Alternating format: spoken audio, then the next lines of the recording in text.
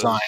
New research has shown that the stretchy fabrics, like the survivor buffs and so on, can actually increase how many respiratory droplets you leave your area. Oh, because it's taking the big droplets and pushing them through a cheese grater, basically, to turn them into tiny droplets? Yeah, because it's so stretchy and so it doesn't catch anything. It was one of those like studies where it's like, this is not it's not a huge study, but it was a scientific study. So it's like throwing a water balloon at a chain link fence. Yeah. Which is sort of concerning because one or two of the like furry masks that I bought are totally like lycra-ish, which is not great, I guess.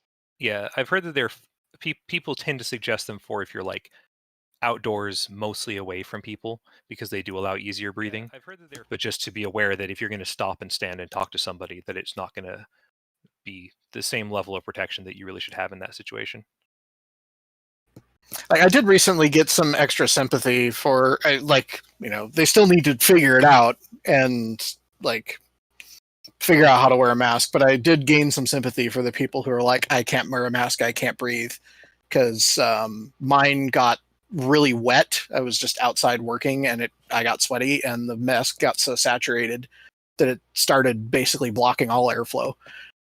And it felt kind of, I almost want to say it's like akin to being waterboarded. It was not a pleasant experience. Yeah, it's very difficult. The answer to that is either switch to a dry one, or stop doing what you're doing for a while till it can dry out. Yeah, people who say that they can't wear a mask, that's fine. There's alternatives, right? Like most stores will be like, we'll bring stuff out to you. Yeah. The problem is when people are just like, I can't wear a mask, but I'm still going to do everything like normal. Right. But yes. Anyway. So yeah, a little sympathy from me in that regard. Yeah, it's been interesting because my flight school just updated their COVID guidelines, and they are now doing things safe enough where I am comfortable going back. And yeah, wearing a mask while you're flying is definitely kind of awkward. It's like, where do I have to stick the microphone somewhere? And it's like, I wear glasses, and it's like, I cannot have my glasses fogging up while flying. That's really bad. Yeah. We found a way around it, though, where it still keeps the mask on. And then Wolfhorse, says for your question about suiting at the GSR on Halloween, I can only assume that the same restrictions apply as if the con was happening. Yeah, that's what I assume. Same places you can or cannot go.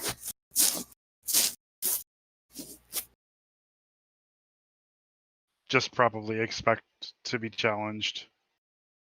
And just I guess that depends a lot on how many people actually choose to show up, which I have no visibility to because we don't have anything to do with it, and we're not going to have any visibility to it. We'll have no way to know how many people we're planning on going unless those people start chatting, posting on Twitter, hey, I'm going to go anyway and go have fun or whatever. But once again, we need to state that is not us doing that. That is all GSR, and BLFC has nothing to do with that. So. Yep. Indeed. So I guess Yima's not in here, but Kovis is, and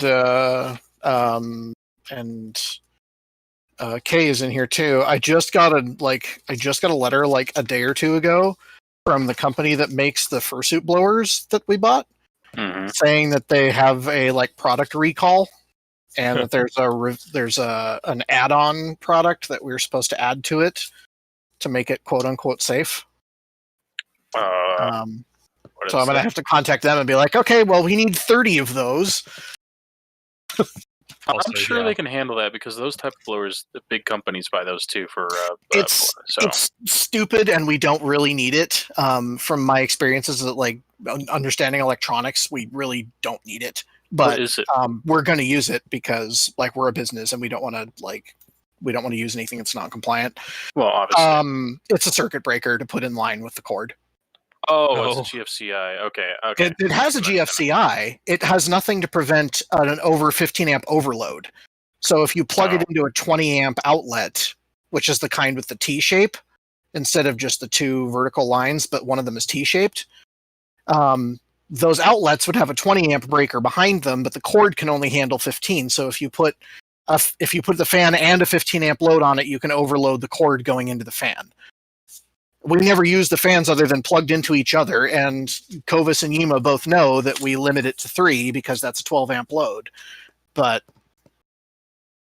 regardless, that protection is technically required, apparently, or at least recently required, and is absent on the units we have. Okay, well, I feel that should be. So they're just like, call us. We'll send you this little thing for free. You can register to receive a free cord set adapter with an integrated circuit breaker, is what it says. Yeah, that's fine. I just thinking about it because it happens to be sitting there on my desk. I want to see what this add-on is, like how easy it is to install. Yeah, and I'm quite sure that they're gonna get separated and go missing. Like, this is the way things happen at con. Everything's chaotic, and stuff never gets back where it belongs the first try.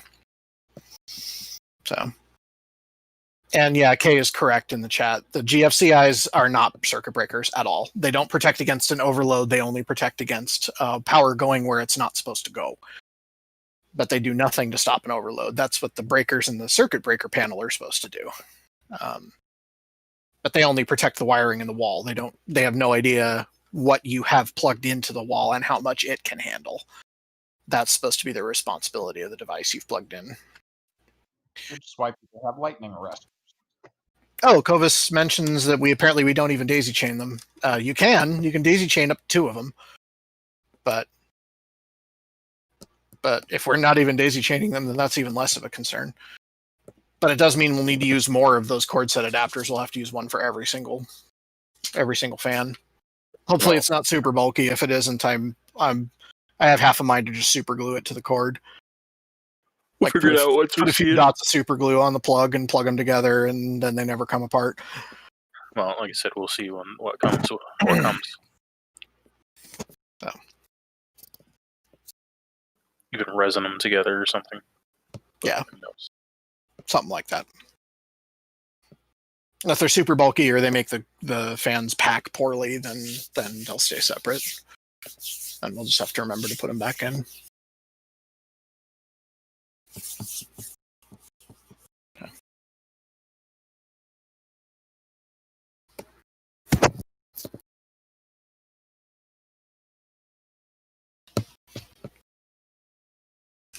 I guess one thing we can ask people to question if they have any questions is in the meeting chat. If you have any concerns or questions just regarding your department, about what you should or shouldn't be doing, if there's anything you're unclear on, now is as good a time as any to just make sure that we are offering the please ask if you're not sure. We're happy to help. No one's going to be yelled at for not understanding what to do in this crazy situation. Yeah, exactly. And now is an especially good time because there's no discussion topics this month. Like, it's all just updates.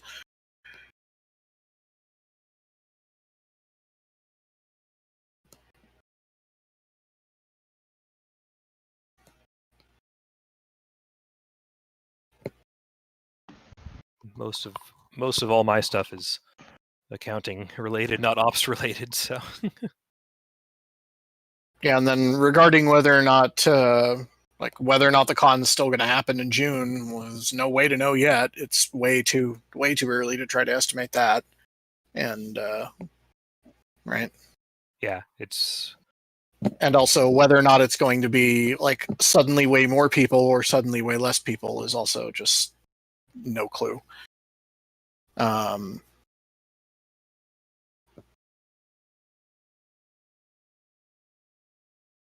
I see Ice Leviathan mentioning the generator. I do have that in the updates to just tell people that it exists and we have a discounted rate. And that discounted rate applies to literally everybody who basically is just comfortable saying, I'm a furry. Like, they don't even have to be a volunteer for our con. They just want furries there and making things and like collaborating with and bouncing off of other people who are making other things. They just like at the risk of putting words in their mouth, it kind of just basically sounded like their demographic is too many burners and not enough any other nerds, and they would like other nerds besides just burners. That's like Wolfforce. The con is going to happen if the health department and the governor have decided that gatherings of that size can happen. That's all it's dependent on. It has nothing to do with whether or not there's a vaccine, whether or not there's an effective cure. It's just what the current guidelines are from the health department and from the governor. I could say which are unfortunately somewhat dependent on politics. Right, but slighted into that. Obviously, if things get so bad that regardless of what the state says, it becomes unreasonable. There's legal outs for that. But yeah, the basic answer is we go with what the state allows, because that protects us in most ways. Right. So.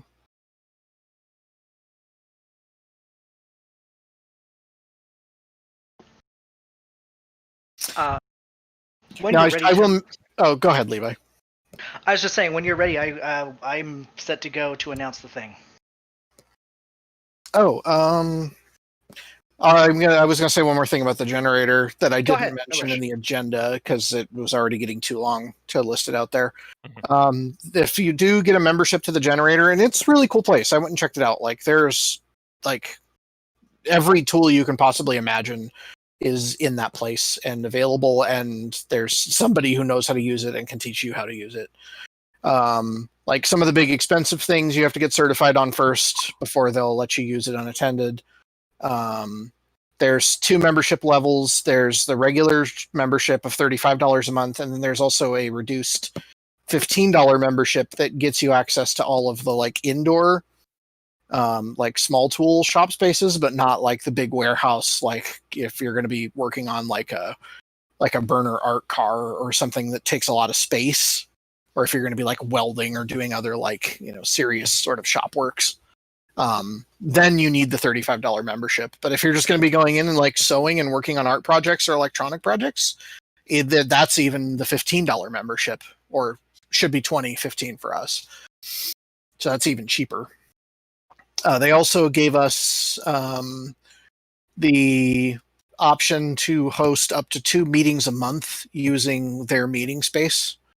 Once we can actually have meetings in person again, we might consider having meetings there instead of at the GSR, or having alternative like extra gatherings.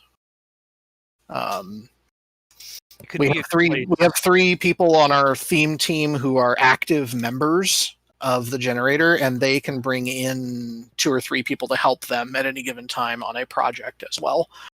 I was going to say using their meeting area might be good in the future for having theme-oriented meetings, just because sometimes there seems to be a lot of ideas for that don't fully fit into a regular meeting, and also it seems like a thematically appropriate location. Yeah, that's true. So definitely the theme team themselves may use those meeting slots, or they probably don't even care, honestly. The theme team is not likely to need a full meeting room to sit down and have a meeting anyway. So.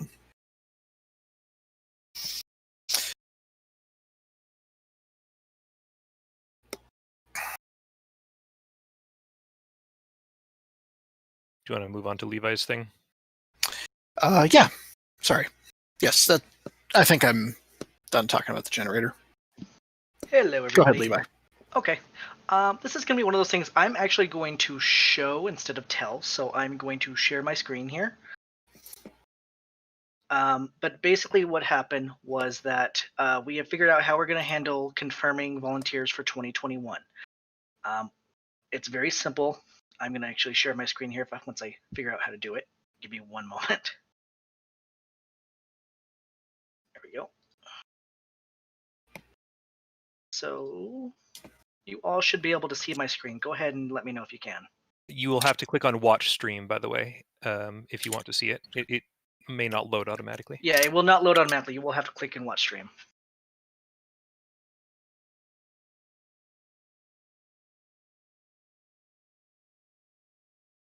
I can see just fine. Where is what? Oh, there it is. Hover over Levi's name and click watch stream. Got it. Yep. I'm just gonna kind of give people time to hop on that.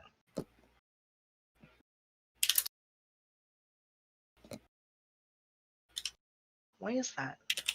There we go. That's probably my noisy ass keyboard that I'm. Oh no, that was temporarily me. using. I had 2 applications up.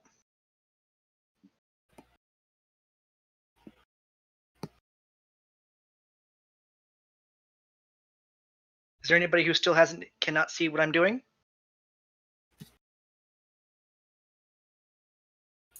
We have 16 people viewing out of 22 in the call, so that's probably a Okay. bunch of them. So it's actually what we're trying to avoid is there are a lot of volunteers who have put in applications, but have also said, I can't come, but they haven't really reached out to communicate that. So what we want everyone to do is to just take a moment just to say, yes, I'll be here for 2021. We're good to go. So all you have to do is go into the reg system just like the first time you did it. Pull up your application. All you have to do is just scroll to the bottom and submit. That's it. Thank you to Tycho for coming up with a very simple idea, a very simple solution. What will happen is you will receive an email that'll basically just say, thank you for submitting your volunteer application for 2021. That is your confirmation to know you are good to go. And that's a simple process. We'll be sending out a mass email to all the volunteers here probably tonight or early tomorrow saying how to do that. Okay. So this is something everyone has to do.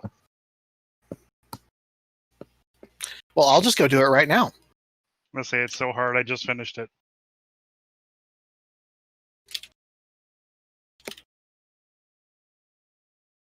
Also, I want to very much give a public kudos to Crash and Nikan, who at the very last second got this working. I think they finished like it literally live. just minutes ago, right? Yeah. So any applications submitted after August 21st, 6 p.m. will be considered active for this year. For 2021, yes. Or yeah, for 2021. Yep. As far as I'm concerned, it is 2021 now. Yeah. My Basically- my internal calendar revolves around the con now. It doesn't revolve around the actual calendar. Oh, the end of the year is coming up.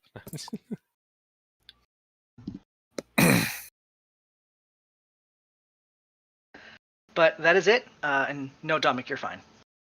But that is a simple process. All you have to do is hit that submit. It basically changes a date on the back end that lets us know how recently you've updated your application. If you've updated it, we know you're good to go. What's the deadline? Have we decided on a deadline yet at which we're going to unapply everybody who has not reconfirmed? No deadline set as of yet. Somewhere I'm going to say either December 1st or the end of the years. Okay. Dates that I'm looking at. I mean, aside from making it public, you may also want to ask individual departments about that, because at least for me, will be confirming individually with my people, Right. anyways. Yeah, and that never hurts. Yeah, leads tend to do that anyway, and leads tend to be in relatively regular contact with their underlings. Yeah. But there will also have a lot of volunteers that are more nebulous or are currently unassigned and don't have a lead that they're currently communicating with. So Yeah, for sure. that's more important for that. My department is definitely one of the more like, this is just a business bit compared to a lot. Okay. Well, thank you guys for doing that. For those who have thank you. Who, please, I need everyone to do so. Not right this minute, of course, but just when you can.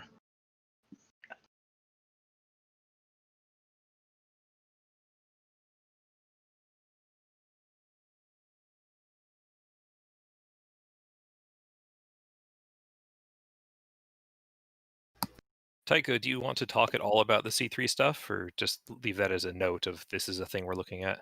It's more just a note. It's just like it would be cool if we could do it, It's you and I both know it's going to take a year or two probably, It'll take some time. Yeah. given how slow the gears grind at the IRS.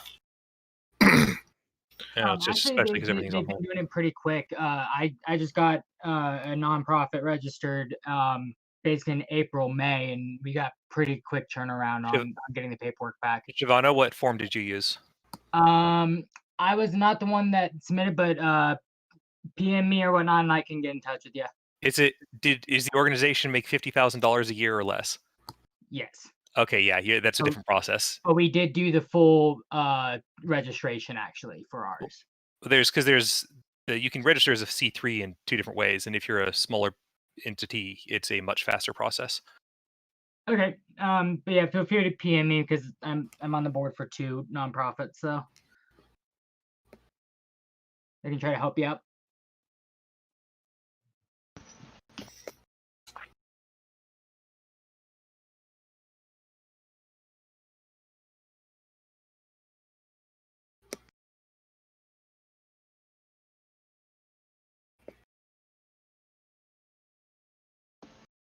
Tycho, I have a question.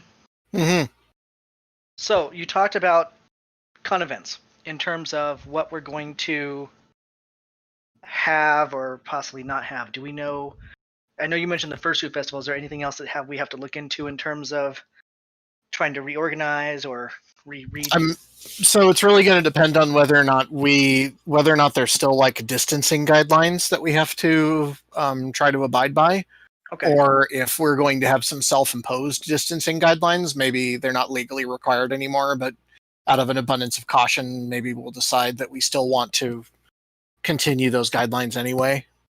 And that's the situation where we might want to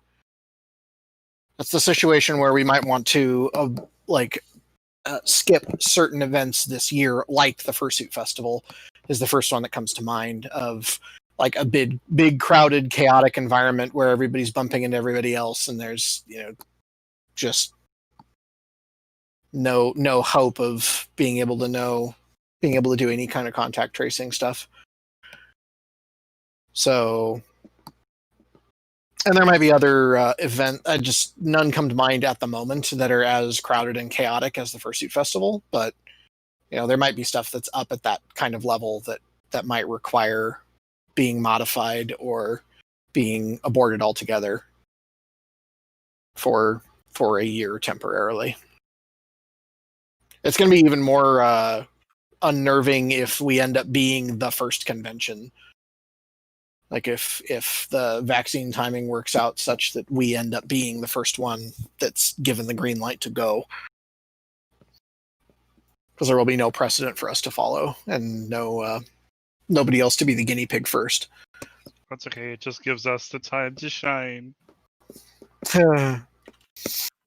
One thing to maybe look at, actually, like we kind of end up being the first, is maybe look at what certain universities are doing. Because the universities, you have classes and multiple classes a day in the dorms as well. I know here at my university we're doing pretty well, but we're just in our first week. But I know there's certain things that they're doing for that. So what you're saying is we need to start a football team, and then that would be a football game I would actually watch if they're in suit. Well, I mean, we do already have FC at the end of our name, so like there are already plenty of people who think that we're a football club. As I say, that's a different kind of football club, but yes, that's true. The only other event I can really think of where people get that close together would be the Reg line, and just trying to encourage them not stand that close to each other or to pace themselves so they're not all in the room at the same time would be much easier than the Fursuit Festival.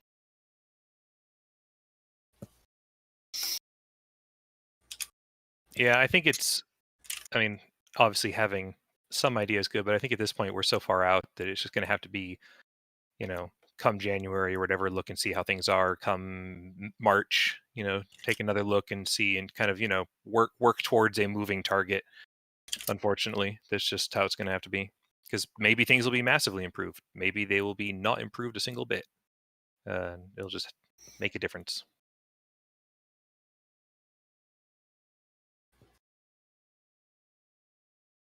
I think that's the thing that sucks about this whole situation since it began is just nobody knows what is going to happen. Yeah, and you really can't. You can't make any real solid plans. Too far out.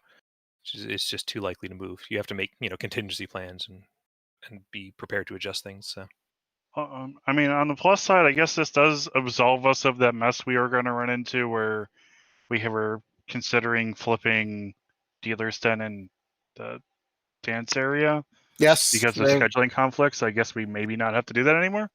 we shouldn't need to. No, that was just specific to October. So thank God we can go back to the layout we had, and we don't have to like rearrange everything in those two rooms. Yeah. That was because there was an incoming group that was already scheduled and needed the room by Monday morning, and needed the upstairs spaces first thing Monday morning. But that's no longer a problem for the new date, which was a date that was already being set aside for us for the 2021 convention. So we already had the shoulder and everything around as needed.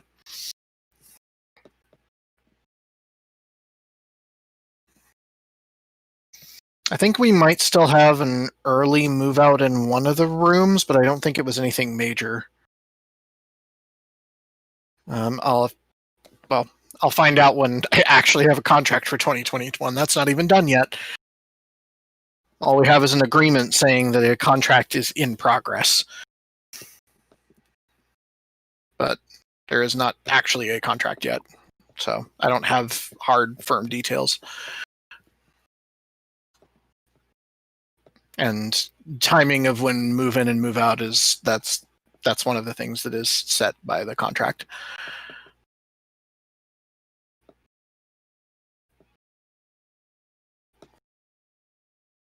So, oh yeah, Wolfforce mentioned the group fursuit photo as another thing that's potentially got a lot of people crowded together. Here's what we do. You hire a Photoshop person that you really hate, and you take a picture of every fursuiter individually, one at a time, and ask them to glue them all together into one giant Photoshop image. Just have them stand on a green screen. No, what they do is they take all the individual photos and they make one of those like mosaic things where when you look at all of them together, it makes another picture. That would be kind of fun, actually. Yeah, it's a neat look. Disney has used that for marketing more than once. They seem to quite like it. It's like, send in your pictures and we'll pick 10,000 of your family vacation photos and make any image we want, because when we pick 10,000, we can just do whatever the hell we want. Yeah.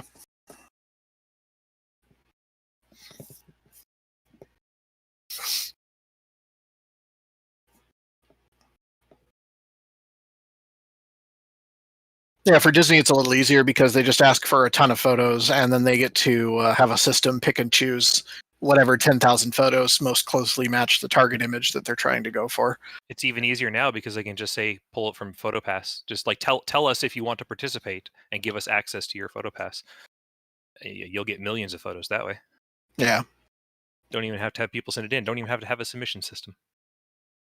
Well, they get even more photos if they tell people they have to opt out, and otherwise their photo might be used. That's actually, I think, one thing that they're... PhotoPass is an entire system, Wolfforce. It's more than just a website or an app. It's integrated with their cameras and everything. It's a whole... It is the process that Disney uses. It's part of their system that like takes pictures at the end of a ride kind of thing. It is integrated into that. It's not. It wasn't that originally. It started just as the roaming park photographers, and then they added it to the character photographers, and they added it to the rides. So now it's everything, basically. All photos, especially Disney World, but also Disneyland, are all linked to an account. It's, by all means, it's... I don't know how about the IT side of things, as Kay says. It's probably a horrible mess, but from the travel agency side of things, people seem to love it. It's also one of those things where Hallmark used to do this, and Hallmark was crap at it. Like, so crap that Hallmark got fired, and Disney just decided, we're just going to learn how to do it ourselves. And since Disney was doing it themselves, They're like, well, maybe we can do stuff. Well, first, just said, imagine if everyone was T-posing for the group photo to maintain distance. Eh. I find that idea highly amusing.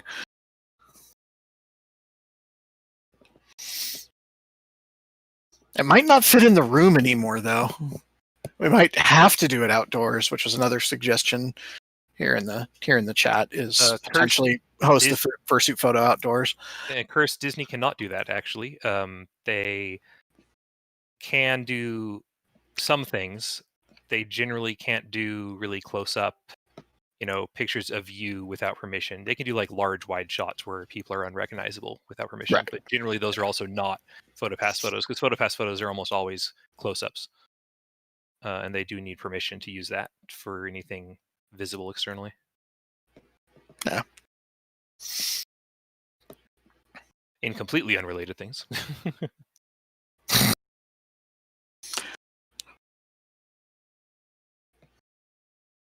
Frosty, if we tried to do the group photo at the driving range, we probably would need everybody to back up until they're in the water. I mean, that's one way to get them to wash their fursuits. Oh my. Not in that water. That might be worse. Yeah, to say that water, it might be worse.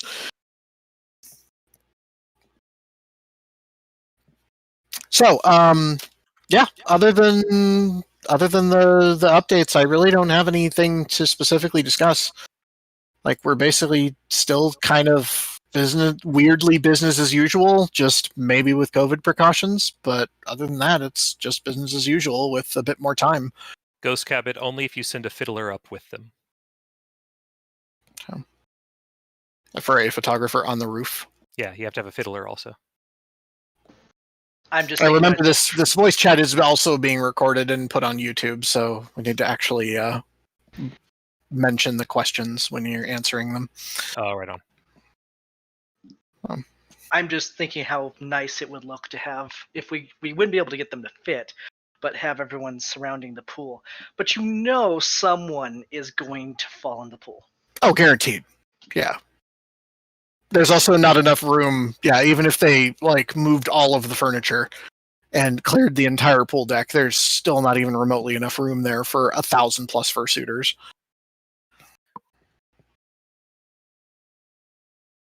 Maybe if a temporary scaffold was put up over the pool, like some kind of temporary stage. But that's not, that's not just something they can do overnight. Amusingly, I don't think not that they're using their nightclub right now or can use their nightclub right now, but the pool in their nightclub I think has never technically been a pool. I think it's always been a water feature. Yeah. It's shallow enough they don't have to make it a pool. Well, no, they built it. They originally intended there to be an indoor pool in their nightclub, and then there was some insurance reason why they could not have a pool in their nightclub, and so it became just a giant waste of floor space. And so now it's a quote-unquote water feature because it's already built into the room and there's no real practical way of filling it in or getting rid of it. When I first came to BLFC, that was the first time I had seen a club with a pool, and I was just asking everybody what the hell is this? Is this a normal thing? And nobody could give me a clear answer. Yeah, I mean the idea of a nightclub with a pool in it is that sounds pretty sick. That'd be a great place to have a party, but apparently that's just not a thing that people can do. I just thought it was strange because I remember the first year I was there, there wasn't. I mean, it was Johnny Rockets was up there or something. It was God, they spent a lot of money just to shuffle all this crap around for a pool. Yep. Yeah, I think somebody dropped the ball and didn't figure out that there was an insurance problem. Big fat oops. I mean, oopses happen in business, right? I mean, we're not innocent either. None of us are.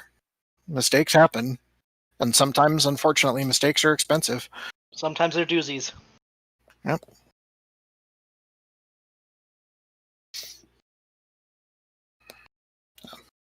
I guess briefly, just since it's on the agenda, and I can mention in case people end up asking, because it's a question that tends to come up. If we do pursue 501c3 status, it will likely take some time to go into effect, probably a year at this Right. point. Possibly more, possibly less. The IRS just changed their nonprofit submission system basically as the pandemic was hitting, so fun. But and we're not going to pay for it. We're not even eligible for expedited handling, so that's not even a thing. But excuse me. Yeah, but the whole thing with that is basically you can kind of act like one until it's effective, but it's best to not, and you don't get most of the benefits until it's official. So it's still going to be a bit of a ways out. But Yeah. if anybody has comments on that they think are relevant, you're more than welcome to share.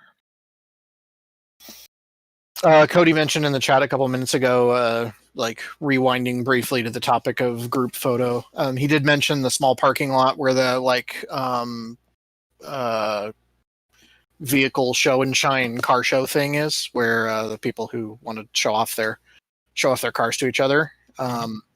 That's a little small like secondary parking lot that's next to the swing. That's next to the big swing outside. It's kind of a walk to get there, but that actually probably would be a functional location to have a group photo. It's big enough. It's not big enough to put everybody 6 feet apart. It's big enough to put everybody outdoors at least, but not 6 feet apart. So I don't know if that would really be of any benefit or not. There's a whole range of considerations with indoor, outdoor, and other things that I do not particularly want to get into on the call, but it's an option that can be looked into, and we can get into more details later. Yeah. Like the biggest disadvantage there is like being outside, especially in June, in the middle of the day, in the sun, in a fursuit. Like that you have to walk to.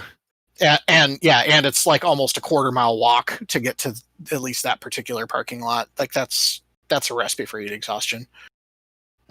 Yeah, that does not sound like a good idea.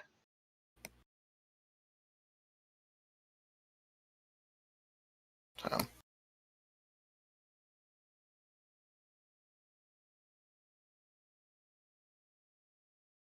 Okay, I have no other things to mention. I'd like to just go on just the general chat, though, and just be able to talk with people and just catch up. So if anybody has anything else to cover, let's cover it. Otherwise, I think I'm going to adjourn the meeting and move over to the general Discord chat where everybody can speak. Anybody else got anything to bring up? Verta's typing. It's not relevant. Okay. Yeah. Verduga's not relevant. Ouch. I'm sad now. Okay. Then I would like to, Josie, if you could please end the meeting. Thank you all for coming. And I'd love to sit and talk with everybody for a while in the lounge channel where everybody can speak. So I'm going to make my way over there. Thanks, everybody.